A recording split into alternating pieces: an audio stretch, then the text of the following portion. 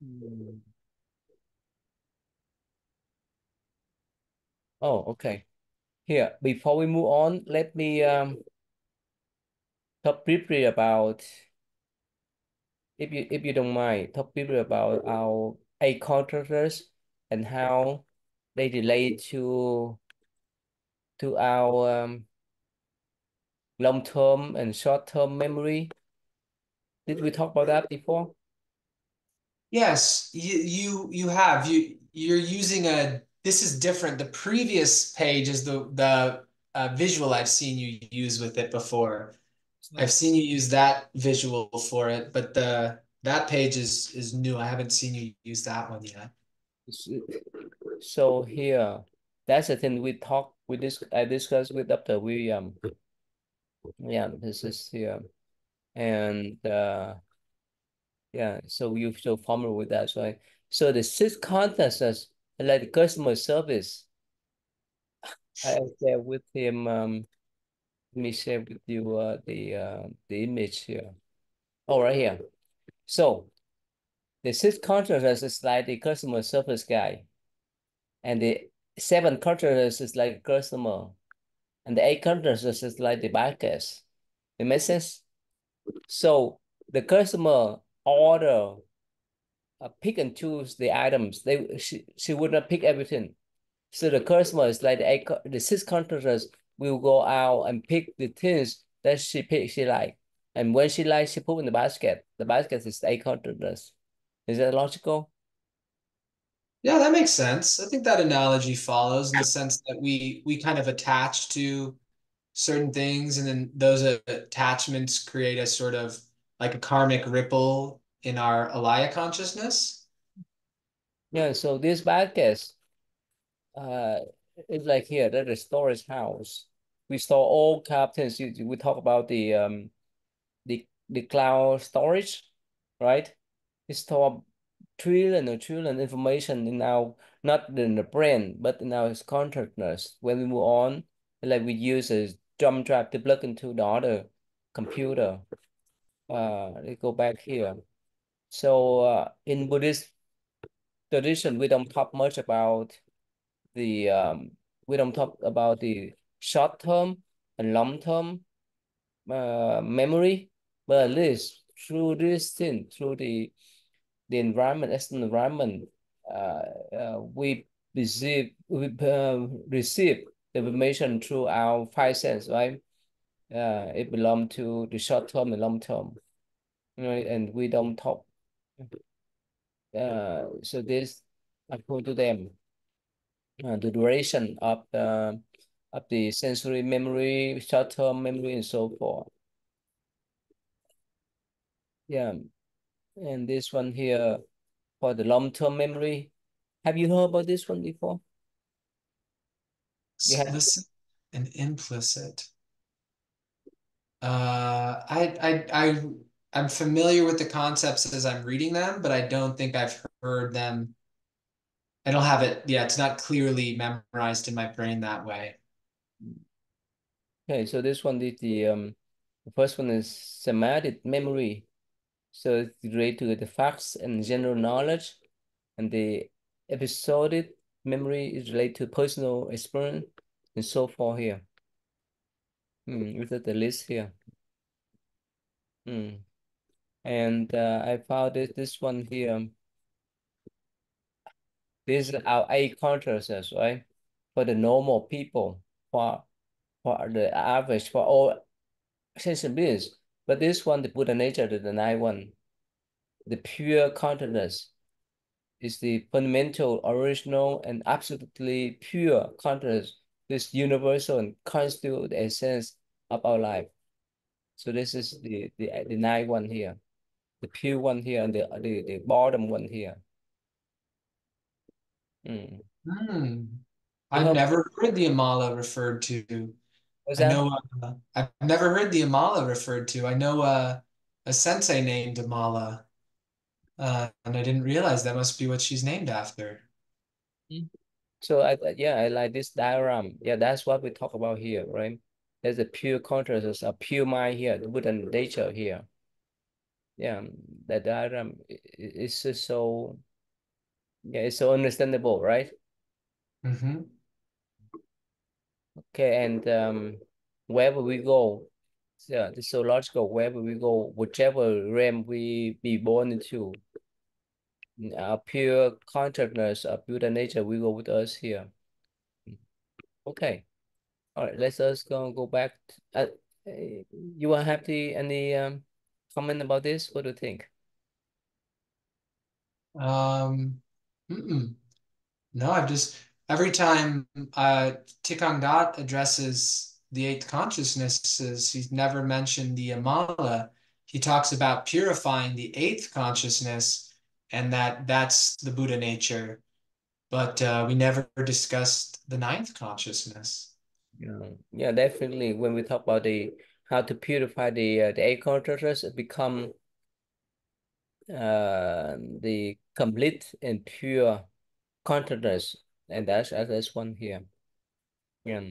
Okay. All right. Let's us move on to our discussion. So I think last time we stopped at let's see here, number 5. They're preaching free. Okay. They're preaching. We talked about this one, right? Yeah. Yes, and counts. Yes. Move on to number 6. Yeah, we talked about this one, right? The difference between the nominals and phenomenons, right? Yeah. Yeah. 7. In this state, all the words in the ten direction appear in every peaks of dust, with neither dust nor the words hindering each other. This is called the non-cleansing activity. Wow, it's pure profound, right? All the Mhm. words appear in every speck of dust. So every speck of dust, the whole ten direction, the whole universe in ten direction appear. Um, yeah, this kind of idea is so popular, especially in the Flower Dharma Sutra, right? Hmm. So sometimes we encounter some sentence or expression that the Buddha say, "Yeah, I appear on a piece of dust," and that piece of dust that contain the whole universe in ten direction. When we talk about the form, yeah, before 100 years before or 200 or even 100 years before, there's no way for us to imagine that. But nowadays, right, they have the jump drive, right? That jump drive can hold petabytes, right? 2, 3, even 10 petabytes of information. And that jump drive can hold millions of books. And I think uh, you know what we call here nano, right? What we call that one, nano chip, right? Hmm. You know how they process the chip nowadays, right? Due to so small. Yeah, they can make some with light, is my understanding. It's very small, and there's one big company in mm, in Netherlands. They is Uh, all that Tan Nguyen, right? Doesn't she work for them? has work for. Yeah, that company produce a machine that make those nano chip. And now in the West, they can put, I think, I think 2 nano. That what is that 2 nano? Okay, 2 nano right here. This one here, only in the West. The Chinese one they could not make it because they don't have the equipment. 2 nano process, the tool so small that my our eyes could not handle, could not see. Right? Yeah, a grain of a strand of hair is 70 nanometers thick. How big is that? 70, 70? 70, yeah, Oh, and approximately right around there. two Or nano. like a sheet of paper is about 70 thick. So our eyes could not see those kind of uh, transistor too small, right? But yeah, that's what they have. This one here, the race between and that what they talk about here.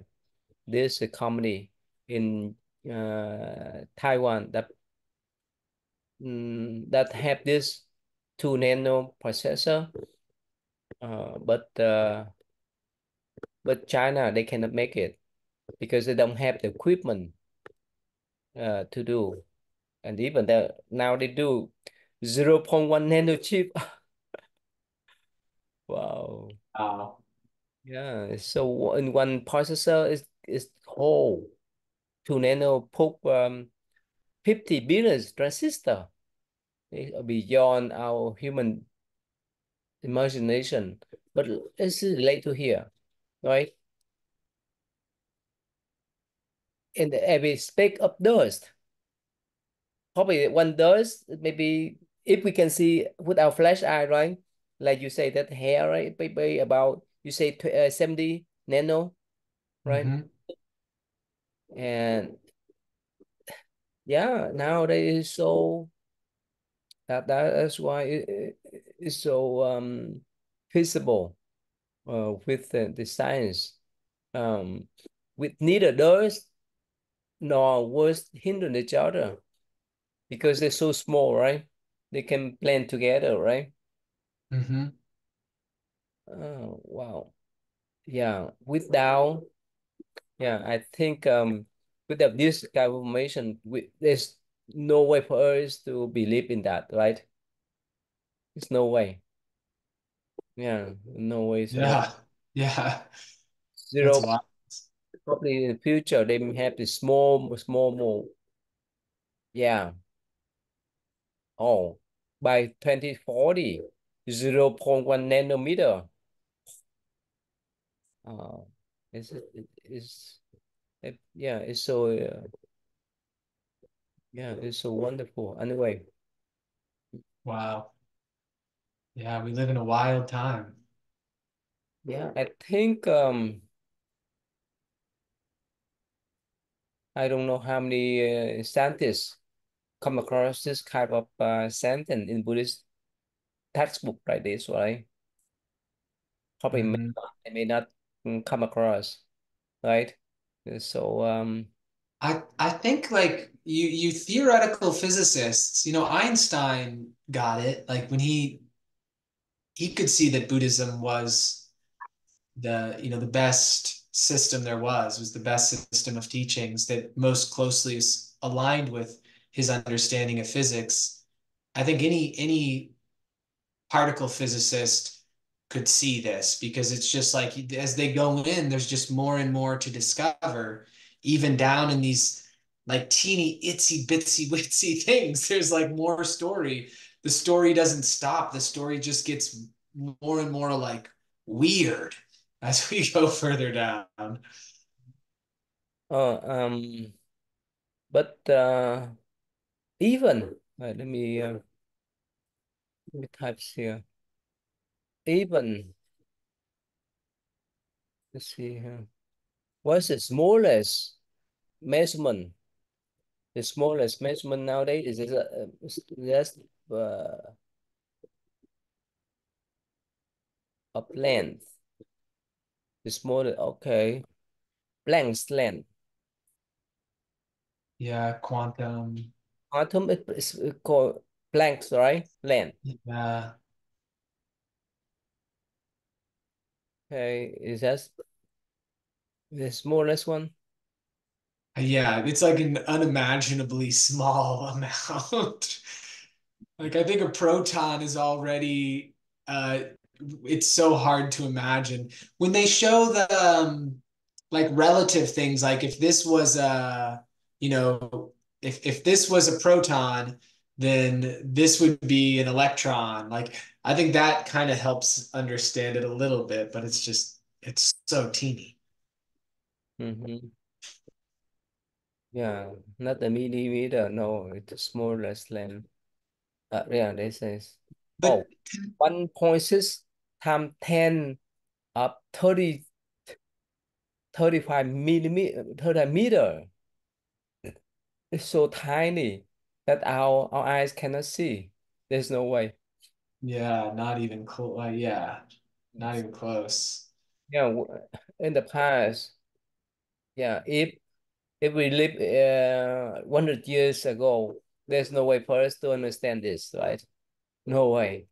But now, yes, now we can recognize us. Yeah, because they're so small and they blend each other. Neither does nor worse than each other, right? It's small, bigger.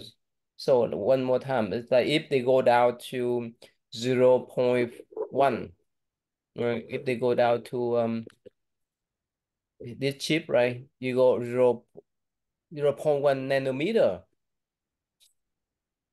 That's much smaller than the dust, right? And but it contains all information in that processor or transistor there.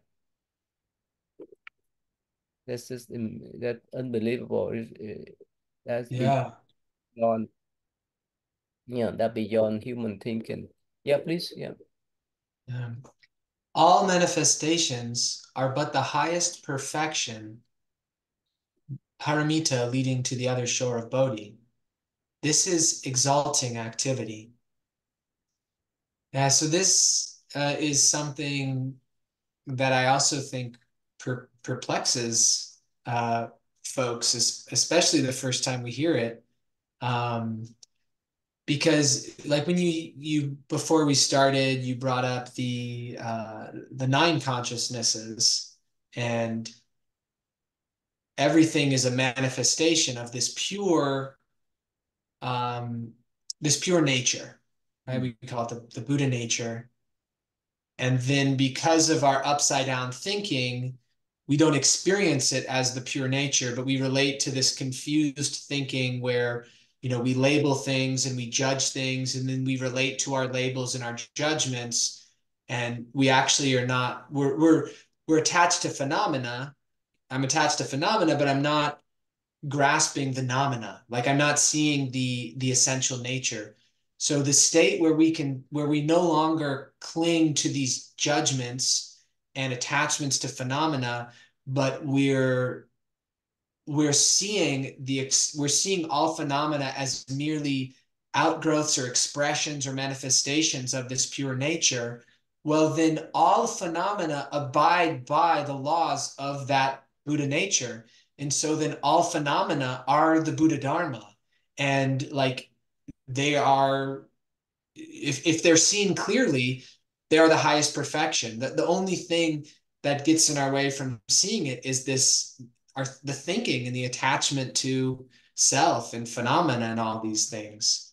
But if we are enlightened, then there's nowhere for dust to alight. There's nothing to get dirty. There's nothing that needs to be cleaned. This one here. But for us, right, we're here, right? Most of the time, we play around with our 5 cents, 6 cents, right? Mm-hmm. We don't pay attention much about information we will store here. We don't pay attention much about the pure consciousness here. Well, that's what you talk about, right? So that's what. Mm-hmm. Yeah.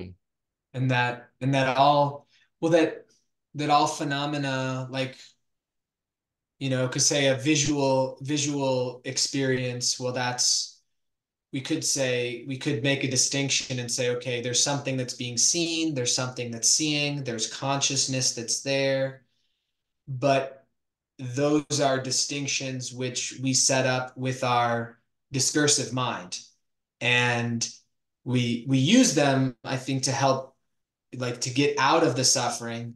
Those distinctions help us, but then eventually we get to a point where if we see the true nature, there's no longer this need for the discursive mind to categorize things that way, but we see that that it's all one to the point beyond oneness because there's not even an idea of one because there's not actually two. So it's just like suchness, I think, is the way that idea is commonly described in the teachings. Mhm. Yeah. When we talk about this sixth sense, the five sense, right? Let's say the worms, let's say the butterfly, let's say the dog, they still have some senses, right? And they still have their, yeah, all information, all consciousness like us. And they still have the Buddha nature there. So let's say what happened if they reborn again, how could they activate their Buddha nature? One in one sutra, the Buddha is one time the Buddha walked together with Ananda to a tree, and so somehow he saw both them saw uh, an armies of ants that run around the trees, and the Buddha told Ananda, "Here, Ananda, you see that those ants, most of them, they here not only one times. They've been here again and again in so many lifetimes. After they die, they born there. After they die, they born back and so forth. So my point is that how when can they get out then? When can they get out that kind of cycle? Being an ant because they get used of being an ant so that when they die, we back to that form of life. So how My understanding is it's very slow, like that it takes so many, so many lifetimes to jump to a next, like a next level of organization. Um, and I also kind of wonder if the way that we can understand the process is maybe this the story that we have about reincarnation is like as close as it can be for talking about it. Like there those sorts of things when you contemplating, it makes you kind of wonder like maybe there's an element that's hard to really like talk about, but because it seems like wow, that's a long road to get to a human. But the sutras do say that. I mean, they say like to become a Buddha, the number of lifetimes is incalculable. So, to become even a human is a lot. So I could kind of get it where the consciousness over time, after one pattern is conditioned so much, then maybe one could think of like the consciousness is ready for something more, or it's like a natural thing, not like just like if like a pearl grows inside of a clamshell, eventually it gets bigger and bigger. It's not quite the right idea because the pearl doesn't trigger another event, but it just seems like the accumulation of the karma will trigger another event. And yeah, but it seems like it would have to take quite a ton of lifetimes for that to. yeah, so those are the small animals that we can see with our flesh eye, right? Let's say those ants, they live in the forest, dense forest. It's, we don't know. By chance, they can deforest, they can clear that forest to make the subdivision, whichever, but probably not. Probably thousand of years, they still stay there. That's for the ants.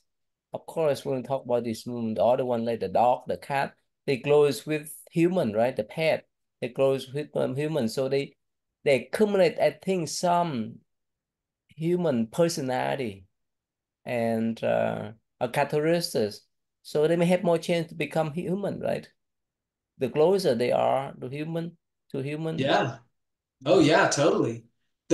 As you were talking, it struck me that, pretty much all animals in the ecosystem serve a role that benefits us too, like bees and and ants are like they do a lot of important jobs like in the rainforest. They're incredibly important. So they contribute to an ecosystem that supports humans. So in a way, it's kind of like every lifetime they're putting a little bit of money in the bank, and then eventually they've like made enough of a difference that karmically they kind of deserve something more. Like maybe, yeah, maybe like that. But anyway, so yeah, yeah, even become a human beings, it takes for us incredible lifetime to have some kind of achievement because we go up and down. Sometimes we, yeah, we are so excited to do meditation to practice, but sometimes we so lax, right? We far behind. That's us. Even we have this physical body, this human physical body. Not talking about the pet, but about all the kind of animals. Yeah, it's beyond our human thinking. That's why Buddha say that it's better to have human body in next lifetime than to go to the heaven, or of course not to fall down to the lower level system. We will have that kind of major chance. It might take longer for us to take that type of enlightenment. All right, so thank you. And let us we start with today. Okay, Ty, thank you.